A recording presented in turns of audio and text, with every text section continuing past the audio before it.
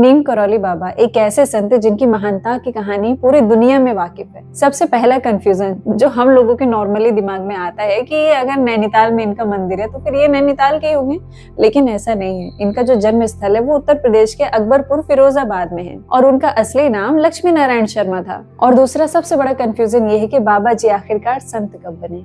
तो 17 से 18 साल की उम्र में ही इन्होंने अपने घर परिवार सारे मोह माया को त्याग दिया। जिस रास्ते को लोग पूरी जिंदगी नहीं समझ पाते, उस रास्ते को बाबा जी ने जवानी में ही पा लिया। और बाबा जी का नाम नीम करौली बाबा ही क्यों पड़ा, जबकि उनका असली नाम जो है वो एकदम ही हटके है, वो था लक्ष्मी नारायण शर्मा। ये कहानी भी बिल्कुल उन्हीं की तरह अद्भुत है। तो बाबा जी एक बार ट्रेन में सफर कर रहे थे, लेकिन टिकट चेकर आया, उनसे टिकट मांगा, लेकिन बाबा जी के पास टिकट नहीं था। तो बाबा जी चुपचाप शांत होकर बस मुस्कुरा रहे थे और टिकट चेकर ने नेक्स्ट प्लेटफॉर्म, जिसका नाम था नीम करौली गांव, वहां पे उन्होंने उतार दिया और बाबा जी बिना किसी विरोध के वहां पर उतर गए। लेकिन कहानी बस यहाँ नहीं खत्म होती।